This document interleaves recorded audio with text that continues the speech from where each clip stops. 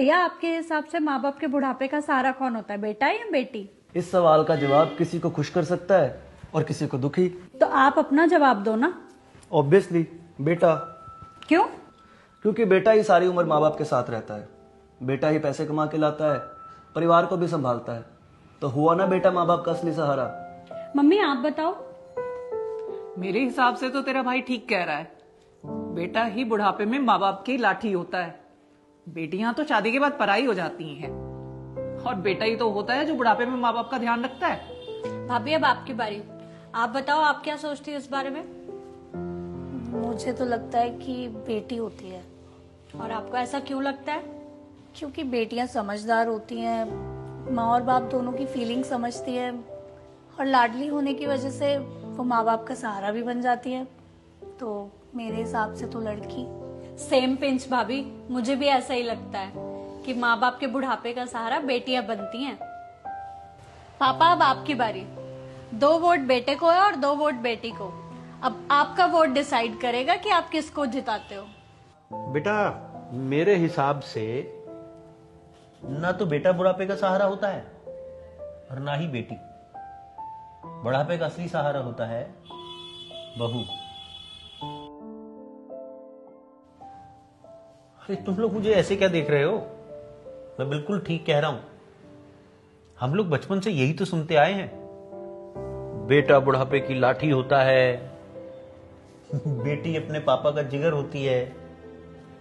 लेकिन जिंदगी की जब असली सच्चाई सामने आती है तब पता लगता है कि बुढ़ापे में जो सबसे ज्यादा साथ निभाता है वो बहू होती है। बेटा शादी करता है, घर में बहू आती है, और उसके बाद ही तो शुरू होती है असली जिंदगी। रोजमर्रा की छोटी छोटी जिम्मेदारियां, सास ससुर की छोटी छोटी जरूरतों को वही तो ध्यान में रखती है, और वहीं से बहू बुढ़ापे का सहारा बनने लगती है। बहू ही वो होती है जिसे सास ससुर की रोज की आदतें, उनकी पसंद नापसंद, उनकी रोज की दिनचर्या धीरे धीरे सब याद हो जाती है।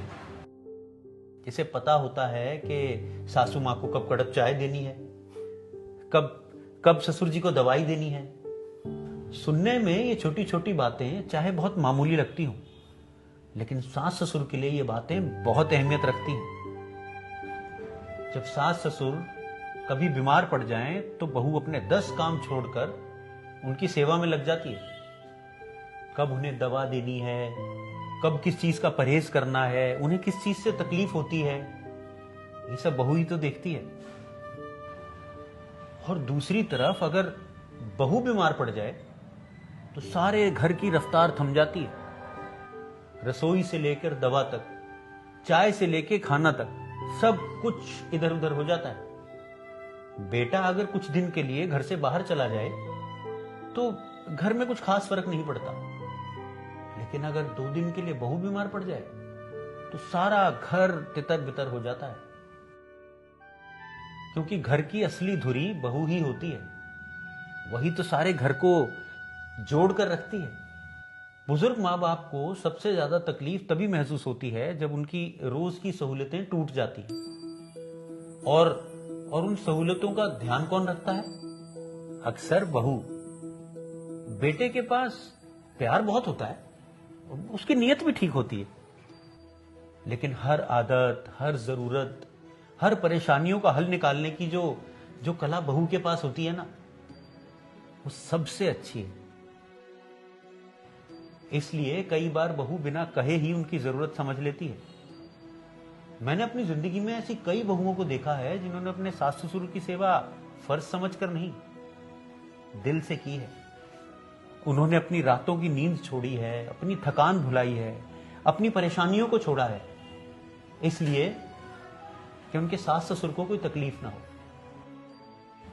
इसलिए बेटा, बुढ़ापे का असली सहारा तो बहू ही होती है। मैं हर सास ससुर से कहना चाहता हूं कि आप लोग भी अपनी सोच बदलो।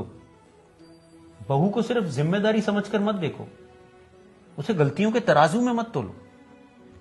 अगर हम मेरा प्यारा बेटा, मेरी प्यारी बेटी कह सकते हैं, तो एक बार मेरी प्यारी बहू भी कहकर देखो, और देखना सिर्फ एक लफ्ज से उसके दिल में तुम्हारे लिए कितना प्यार भर जाएगा। बहू की कमियों को तो हर कोई देख लेता है, लेकिन उसकी अच्छाइयों को पहचानना भी उतना ही जरूरी है।